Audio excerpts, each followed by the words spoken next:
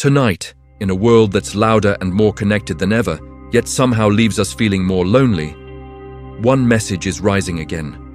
A message inspired by the timeless wisdom of Alan Watts, a message for every man who has ever stood alone in the silence of his own life. This is the story of what happens when a man has no one but God. In today's world, millions of us quietly carry a weight that no headline ever mentions: isolation. I'm not talking about the kind that can be cured by a quick phone call or scrolling through a social media feed. I'm talking about that deep, human ache of standing completely alone in your own battles. Jobs feel unstable, relationships can crack under the immense pressure of modern life, and the world itself feels like it's spinning faster and faster every single day, leaving us dizzy and disoriented. And it's precisely in that crisis of noise, in that overwhelming chaos, that one powerful truth often emerges. When everything else falls away, when no one stays, a man discovers something he wasn't expecting: the presence of God. Now, this isn't necessarily the God of rigid doctrines or complex rituals. This is the God that Alan Watts so eloquently spoke about, the presence that exists in the profound silence between your thoughts. It's in the breath you didn't even realize you were holding.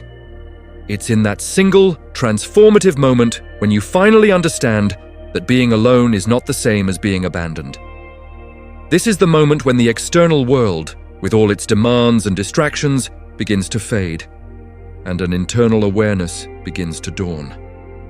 You start to see that the emptiness isn't a void, but a space waiting to be filled with something far more real and lasting than anything you were chasing before. It's the beginning of a journey inward, a journey that promises not an escape from reality, but a deeper connection to it. When a man has no one left but God, a fundamental shift occurs within him. He starts to realize that the world outside feels so unstable because the world inside him is calling out to be rebuilt.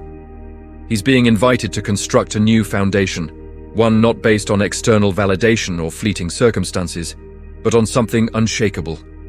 The loneliness that once felt like a punishment slowly transforms into a powerful teacher. The silence that was once deafening becomes a wise and patient guide, and the emptiness that you feared would swallow you whole becomes a doorway to a new way of being. Alan Watts often said that it is only when we lose everything we desperately cling to that we finally meet ourselves. And in meeting our true selves, we inevitably meet God. This isn't a moment of weakness. It's not a sign of defeat. In fact, it's the exact opposite. This is the turning point where a man stops looking around, desperately searching for someone or something to rescue him, and starts looking within for direction. He realizes that the answers he was seeking from the world were actually waiting inside him all along. This is where he stops being a victim of his circumstances and starts becoming the architect of his own inner world. The focus moves from what he has lost to what he is about to gain. A sense of purpose, a core of inner strength, and a direct line to the source of that strength. Many people who have gone through this describe the experience in a remarkably similar way. You wake up one morning and you just know, deep in your bones, that you're done trying to impress a world that never truly cared. You're done forcing connections with people who were never really listening.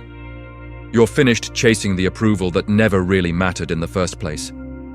All that energy you were spending on the outside world, you begin to redirect it inward. Instead, you start listening to that quiet, steady voice inside of you. A voice that isn't born from fear or anxiety, but from a newfound faith. It's a voice that gently says, "You survived what you thought would destroy you. You are not alone. Now walk forward." And so, you do. You start moving. Not because the path ahead is suddenly clear or easy. Often, it's still uncertain. But you walk forward because you feel something sacred beginning to guide each and every step. You start making choices not based on what others will think, but on what feels true to you. This is where true freedom begins. It's the freedom from the need for external validation, the freedom to be authentically yourself, guided by a compass that is anchored in something eternal. When a man has no one but God, he becomes someone the world simply cannot break. He stops running after love because he finds it within. He stops begging for loyalty because his foundation is secure. He stops fearing uncertainty because he trusts the journey.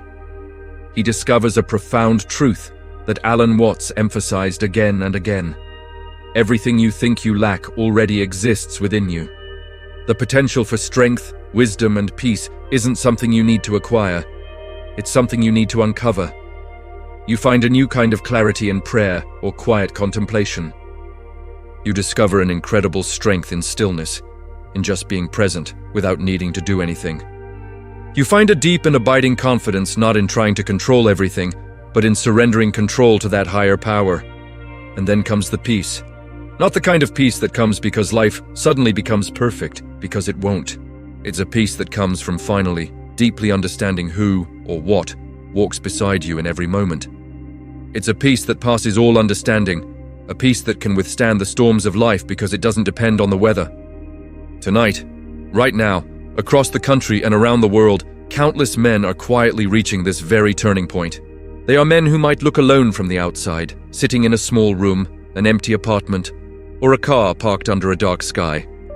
But on the inside, they are more grounded, more connected, and more powerful than they have ever been. So if you're watching this and my words resonate with you, if you feel that isolation, listen very closely to this. Your isolation is not the end of your story.